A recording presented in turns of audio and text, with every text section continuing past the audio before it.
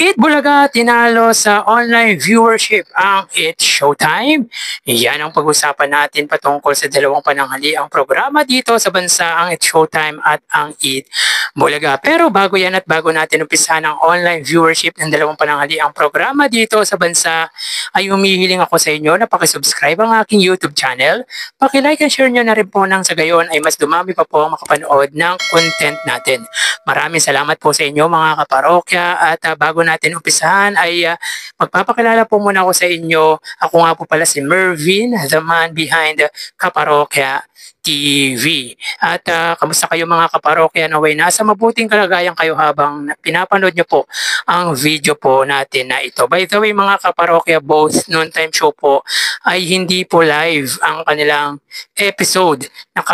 Pre-recorded po ang dalawang pananghali ang programa, which is mga kaparokya, usually ang Eat Bulaga kapag Monday at Tuesday ay naka-pre-recorded or tape po ang kanilang episode. Pero mga kaparokya, ang It's Showtime nakakapagtaka kung bakit naka-pre-recorded po sila. Last week pa po yan, mga kaparokya. May problema po ba? Ano po bang dahilan kung bakit naka-pre-recorded po ang noontime show ni na Vice Ganda? Dahil kahit nung Sabado mga kaparokya ay pre-recorded po ang kanilang episode. Anyway mga kaparokya, umpisan po natin ang ating pag-uusapan sa highest viewership na naabot po ng dalawang pananghaliang programa. So, ang It's Showtime po mga parokya, wala po tayong na-save.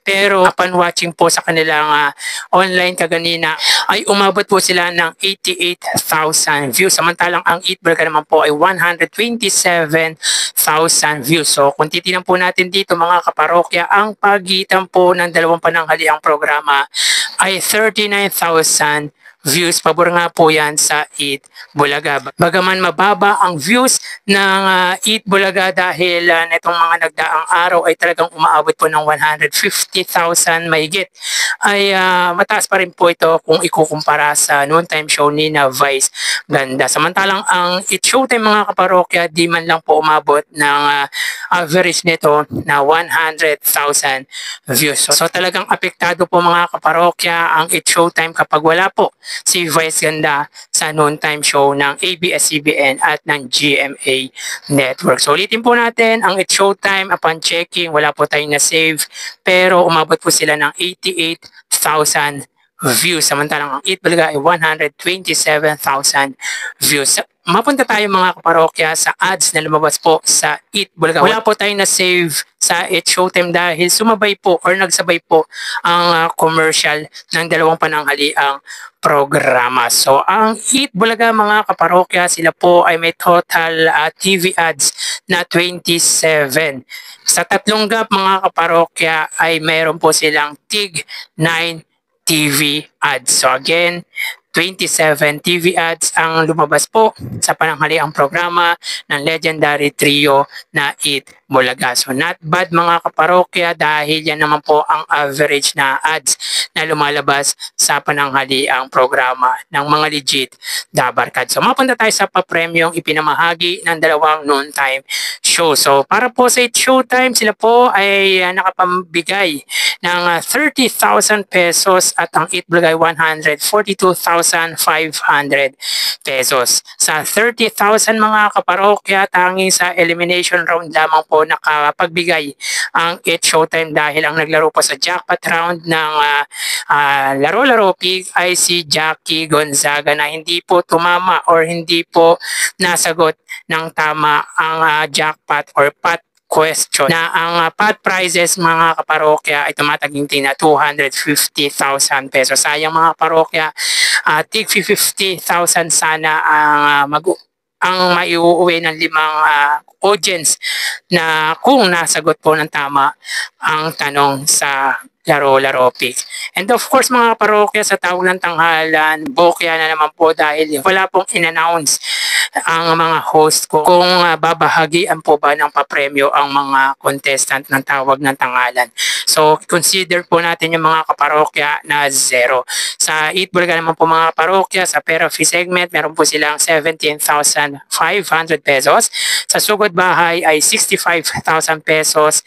40,000 para po sa winner ng Sugod Bahay, 5,000 from Birch 3 at 20,000 naman po sa mga nakapila. Samantalang sa Gimme 5 naman po ay 55,000 po ang naipamigay ng Eat Bulaga dahil isa lang po ang nasagot sa jackpot round ng Gimme 5 at 5,000 naman po sa The Clones dahil si ate or si nanay lamang po ang nakasagot ng tama sa question ng The Clones, na kung saan mga kaparokya ay hindi po na double the money sapagkat mali po ang naisagot po nito sa double the money. So again mga kaparokya, 30,000 pesos sa Eat Showtime at 142,000 naman po sa Eat Bulaga. So yan po ang update natin para sa dalawang pananghaliang programa ngayong araw. So mga kaparokya, sa mga nanonood sa akin, maka-Eat Bulaga ka man po or maka-Eat Showtime, ano kayang dahilan kung bakit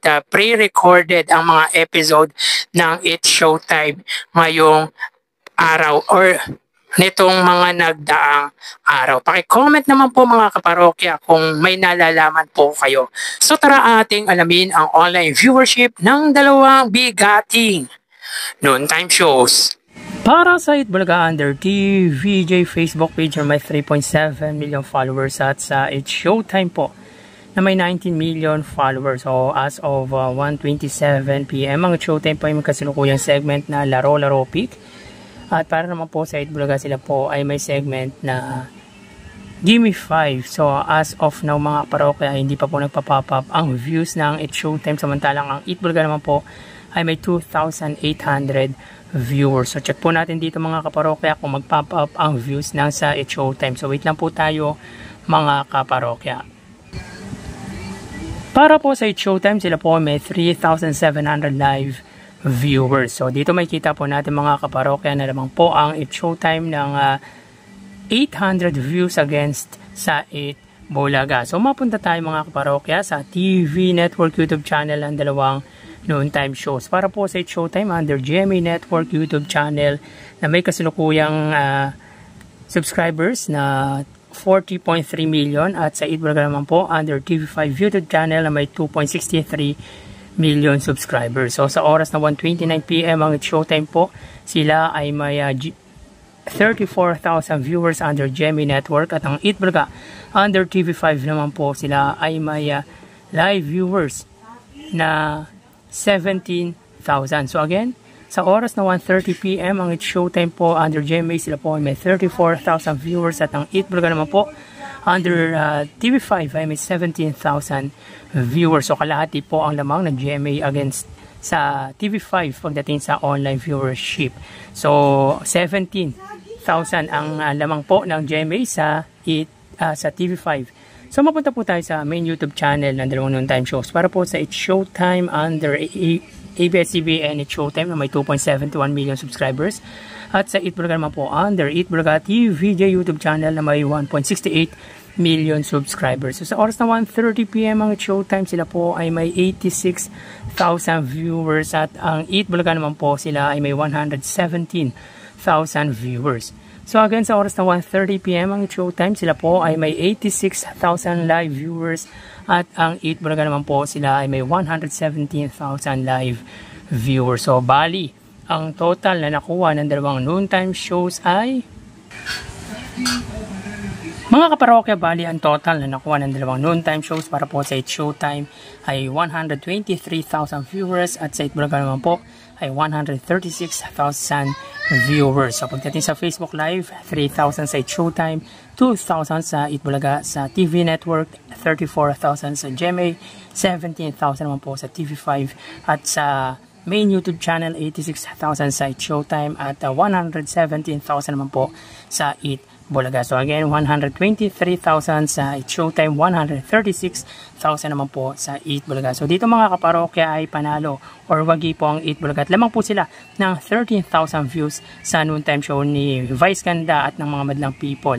So dito mga kaparokya, again, panalo po ang Eat Bulaga against sa It's Showtime. So yan po ang lumalabas sa kanilang online viewership as of 1:32 PM. So magpapaalam po ako sa inyo mga parokya. Magsingat po tayo palagi. Thank you and God bless.